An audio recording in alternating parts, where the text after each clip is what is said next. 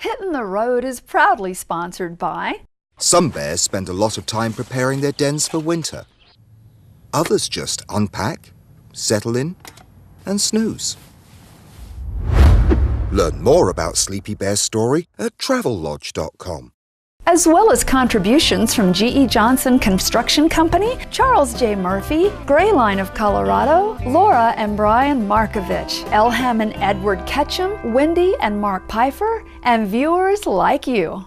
If you're looking to make a splash with your friends, then I've got just the thing to float your boat. I'm Donna Vesey, your adventurista, and on this edition of Hitting the Road, hang on, because we're about to bust some haystacks and ride some monster waves. I'm hitting the road again. Got adventure crawling under my skin, going places that I've never been. I'm hitting the road. I'm hitting the road again. Gonna take along all my friends, living life like it's just no end. I'm hitting the road, feeling better since I don't know when. I'm hitting the road. We begin our voyage to Boise, Idaho, where we'll get a behind-the-scenes look on just how whitewater rafts are constructed. Then we'll coast on over to Steamboat, Colorado, where we'll meet an author and expert on whitewater rafting. Finally, we'll ride the waves to Bighorn Sheep Canyon, located on the Arkansas River, where all our streams will come true. Originally made of wood and then rubber, river rafts have come a long way since their early beginnings. Chris Frazee, president of Moravia Corporation in Boise, Idaho, shows us just how far the science and technology has advanced. Basically, we're a raft manufacturer as well as a whitewater retail store. How many rafts do you produce a year? In 2014, we're going to produce about 200 rafts this year. Majority of our customers are U.S. based, and I think a lot of that plays into the fact that we are a U.S. manufacturer, and we do have a lot of competition from overseas manufacturers, and so keeping that local and keeping that quality and that relationship with U.S. customers is big for us. So Moravia started in 1974 in the Bay Area of California. It was started from an aeronautical inventor who was designing emergency slides for DC-10s, and as he was designing them, his friends kind of decided that they kind of looked like the miters of a raft. And so they started working on that and developing that, and they started the company Moravia, which Mar for marine and Avia for aviation. And so the company started in California and developed from there, and in 1985 the company was purchased and moved to Idaho. You're working with the military? Mm-hmm. Yeah, I mean, for years we've always had projects with the military. Started early on from a lot of Navy SEAL type projects, a lot of research and development projects that we've worked with. It's kind of what drew us to the urethane coating that we currently use on our rafts, was originally brought to us from the military, as well as the drop stitch, which is what we use in our self-bailing floors. How has technology changed since rafting first started getting popular? That's an interesting question, actually. A lot of the original rafts were rubber or Hypalon material, and they were all glued together, so every seam when they were put together were glued, where Moravia in the mid-'80s took that technology with PVC fabric and started heat welding them together. And so instead of gluing the two miters together, they started heat welding them. And so that was a huge revolutionary change in the industry to start with. So this is a self-bailing raft? Correct. What is that? So basically what you've got is an inflated floor that when water comes into the raft, it flows off to the side of the floor and flows out of the channels on the side of the raft. Has it always been that way? No. A lot of the early rafts were standard floors or non-bailing rafts. And so during the 70s is when the first essential self-bailing raft kind of started. And before that, we just had to have buckets and bail. Exactly. Okay, so that keeps water flowing out. What's keeping it from flowing back in? Physics. Physics? Yeah, you've got an inflated floor, you've got an inflated side tube, and so you've got more inflation that keeps basically water from wanting to come back into the raft. Now, how has the design changed over the years? Realistically, the design has not changed a whole lot. The basic raft is almost the same as it was in the 70s, but you've got additional designs in what is now called a diminishing tube. So the bow of the boat or the stern of the boat is a smaller tube diameter than the straight section of the boat. And so that's been a major design change over the years that people have really gone with. But the basic standard design raft, we still build the same one we built in the 70s. And you call these thwarts? Thwarts. How do you spell that? Thwarts. Thwarts, okay. Would be too easy to call them seats. Right, yeah. Well, they're not really meant to be sat on.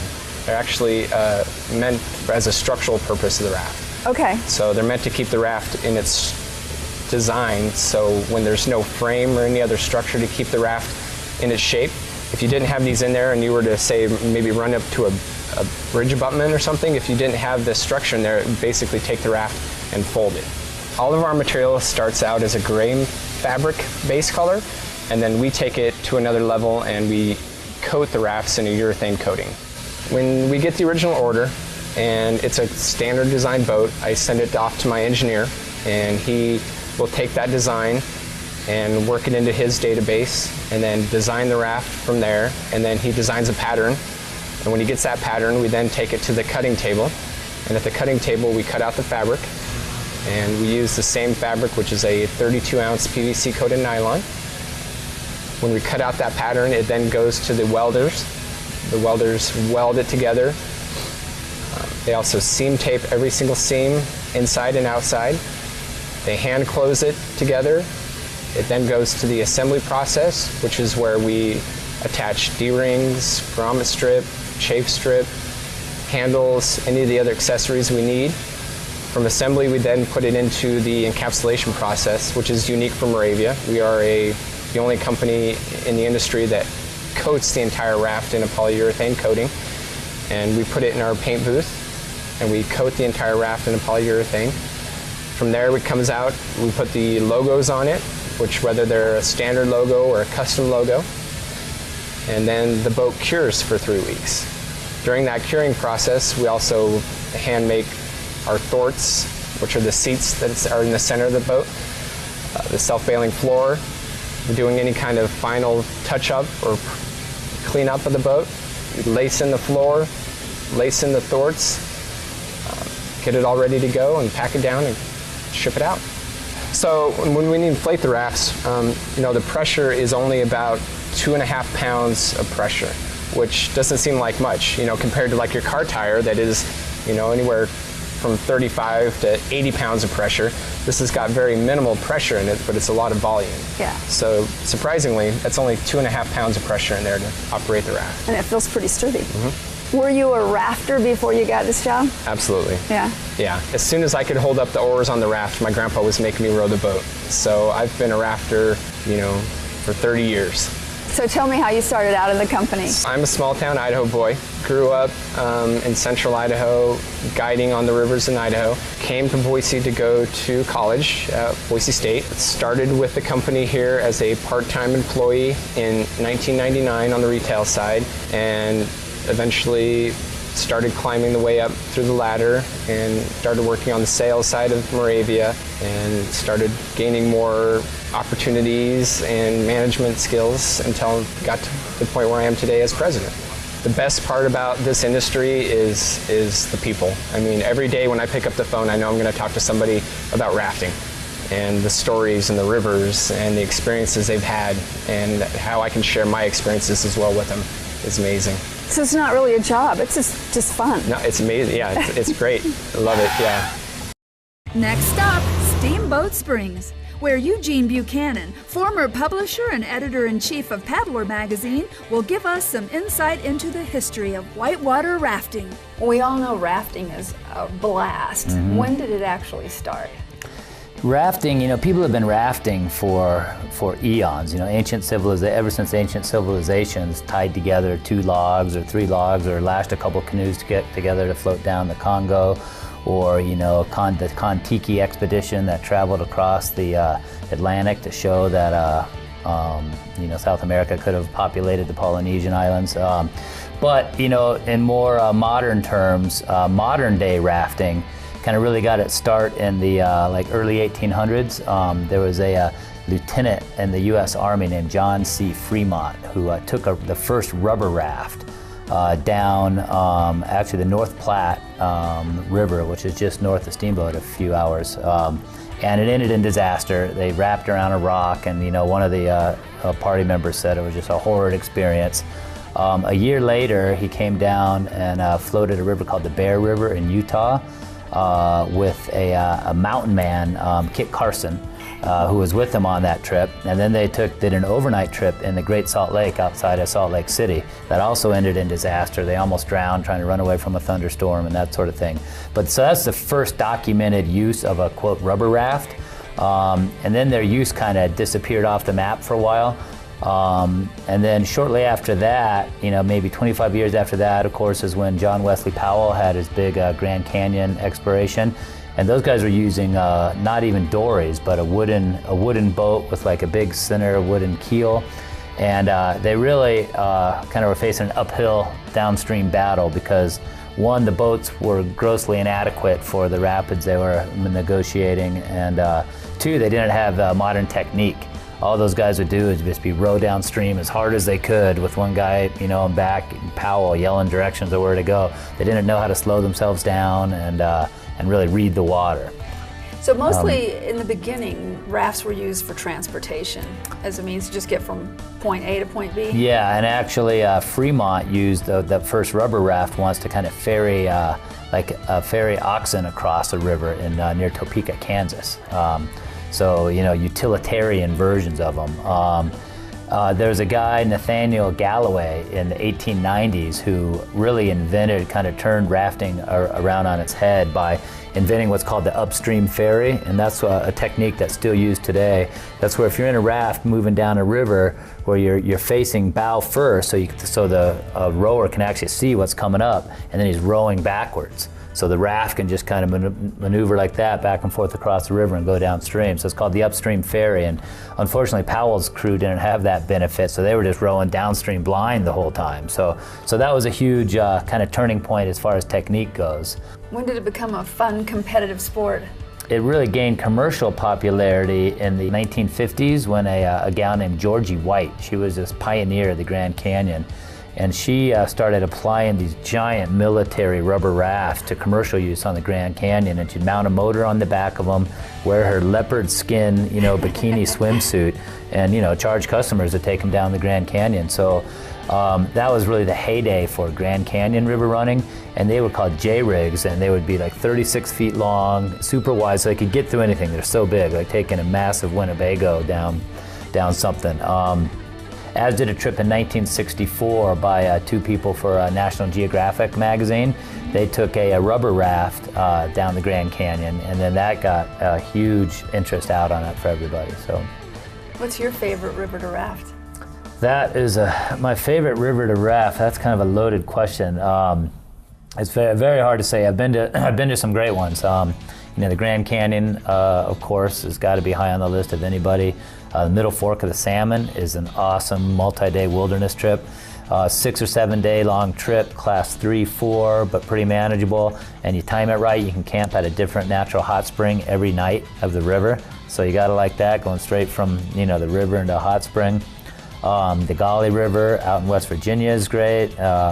Last year I did a trip on the Alsek River up in Alaska. Starts actually in Canada and then ends up in Alaska through Glacier, just north of Glacier National Park. One of the most phenomenal wilderness stretches I've ever done. How long was in that my trip? life. That was about a 13-day trip. We did it self-support in inflatable kayaks. And inflatable kayaks are kind of an offshoot cousin of rafting, but it's like a one-man raft that you can carry your gear in. Has a inflatable self-bailing floor as well, so you can carry a couple dry bags. They're way more maneuverable than a raft is. This particular river, we had to do a helicopter portage around Turnback Canyon on like day 5. So we had to, we had to roll them up so you could do that real easily, and then meet the heli to long line them around. So, are there any life lessons that can be learned from rafting? Yeah, I think there's a handful of life lessons you can take away from rafting. One of which is to go with the flow of life, see where it takes you, but don't be afraid to navigate your way to greener pastures when you need to. If you need to paddle to get somewhere else, if you don't like the direction you're going, by all means take those steps. It also fosters just a great sense of camaraderie and teamsmanship. On a river, everyone's equal. Everyone has to pitch in together to get down safely. That's something that we discovered on the Bashkaus River in Siberia. Despite cultural differences and language barriers and all that, if you put a bunch of like-minded people together on a river, no matter what their backgrounds, they can all come together as one, and it almost restores your faith in humanity. To get the most out of your rafting adventure, you want the experience of a seasoned guide. At Echo Canyon River Expeditions in Canyon City, Colorado, owner Andy Ninus and general manager Ben Sack believe that experience and training are paramount. Andy, how long have you been river rafting? This will be my 28th year on the Arkansas River. I've been rafting about 20 years now. I started back when I was 18 years old. I was a college student, and you know what initially got me into it, I thought it'd be a fun summer job. I thought, what could be better than going rafting and take people down the river. So that's what got me into it. I actually took my first whitewater raft trip as a boy. My parents took my brother and I rafting. I do remember it. Not very much. Oddly enough, the part that I honestly do remember is one rapid in particular. That's the real only memory I have from it. So what kind of training do you put your guides through? Well, our training program at Echo Canyon is unique to us. We take ourselves very seriously, probably a little too seriously, but that's who we are.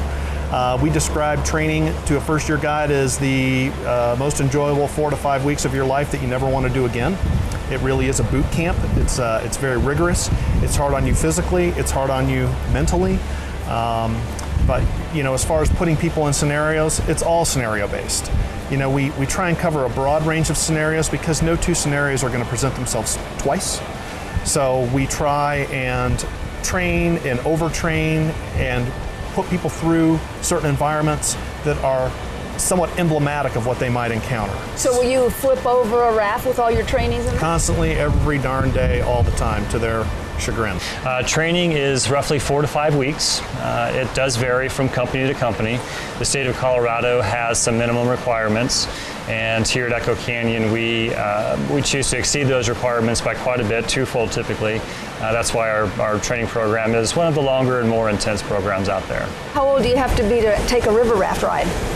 Be so high, or? The beauty of rafting in Colorado or anywhere is it really is an experience that's available to all ages. Obviously, we're not talking about infants here. We're talking about little kids, though. It's a wonderful experience. And different rivers have different flavors or different options. So on certain sections of the Arkansas, we're very comfortable taking 4 and 5-year-old kids. We call that family float. That's pretty much an industry standard. Then we get up into, maybe moderate flows, those class 3 sections, which I personally consider to be family class whitewater. And now we're talking, 7, 8, 9-year-old kids, moms, dads, grandparents. At the right water level, that's the perfect experience for them. It's not crazy whitewater, it's fun and enjoyable whitewater. Yes, we do have a safety orientation that we do with every group before they go rafting. So we talk about the do's and don'ts of rafting and the what ifs. We always get a few scared eyes, a few scared looks, but it's just something that you got to cover. You got to be prepared for the unexpected. Those things rarely happen, but we just want folks to be ready just in case. Typically, you want to start with bathing suits or some quick drying clothing, and then oftentimes guests will rent wetsuits apparel to go on top to insulate you a little bit more from that chilly water. So wetsuits, perhaps insulated river shoes, and also a splash jacket is something that folks will sometimes pick up as well if they get cold easily. So kind of depends on the water conditions, the water temperature, and also the air temperature plays into that as well. How does one become a guide? How old do you have to be? You have to be at least 18 years of age in the state of Colorado, and also have your basic first aid and CPR certification. Aside from that, it really comes down to river training and a copious amount of that training. The training involves swift water rescue training, just a lot of time on the river, learning the rapids that you're going to be navigating, and just how to, what we call reading the water, reading the river currents, to have an understanding of where your raft needs to be, when it needs to be there, so you can make safe maneuvers and keep the guests in the boat. What life lessons have you learned from rafting? That's a very good question, and I have what will sound like a canned answer only because I think of it all the time. The river really is a metaphor for life for me, for my professional career, for my personal life, with my family, my wife and my kids, and just for myself. You know, it's constantly teaching you lessons. I think be patient when you're out there on the river, and don't fight what's happening, you know, in life. Kind of with the river, we have to go with the flow, so to speak, but you also have to think about timing, being patient, waiting to make that correct maneuver. You know, so in life, I suppose there are some parallels there. To go to like the lesson that I think the river teaches you most, it's to be humble. It's to realize there are greater forces at work, and you need to work in concert with them rather than against them. And if you're fortunate enough to be able to do that, it tends to propel you or move you along. So there are a lot of different lessons you can learn. I'm looking forward to the rush. Very good. I can't wait to get into a wetsuit and do it. I think we can provide that. You are going to have a good time.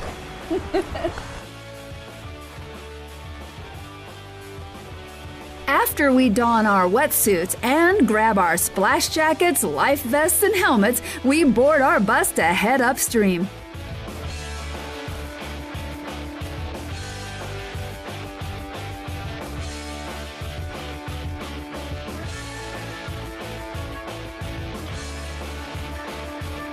Once we arrive at the starting point, the crew unloads the rafts while Ben gives us final pointers on paddling and confirms that we have a clear understanding of each of his commands.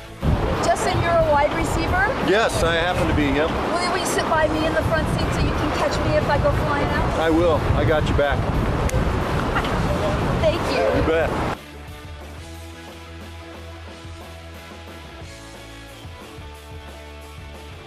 With big water and massive amounts of adrenaline pumping, we climb into our raft, not knowing what lies ahead, and push out into the open river for what will certainly be the ride of our lives.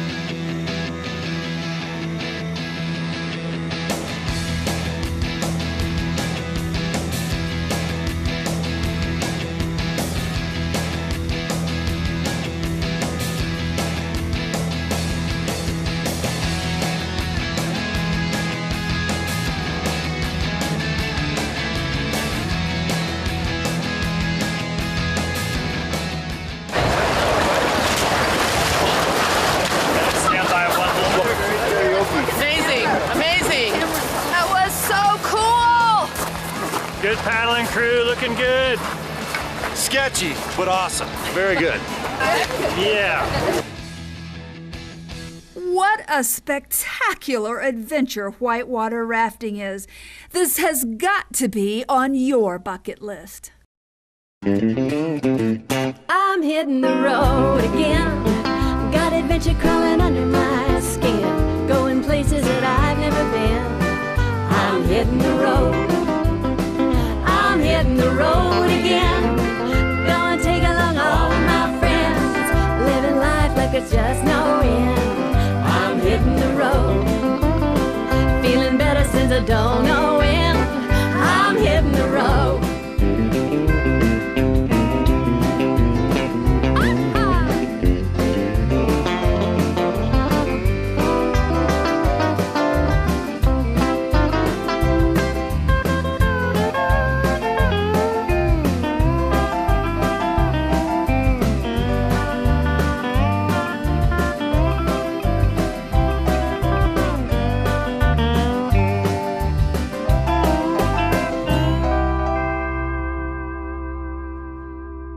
Hitting the Road is proudly sponsored by Some bears spend a lot of time preparing their dens for winter. Others just unpack, settle in, and snooze. Learn more about Sleepy Bear's story at travellodge.com. as well as contributions from GE Johnson Construction Company, Charles J. Murphy, Gray Line of Colorado, Laura and Brian Markovich, Elham and Edward Ketchum, Wendy and Mark Pfeiffer, and viewers like you.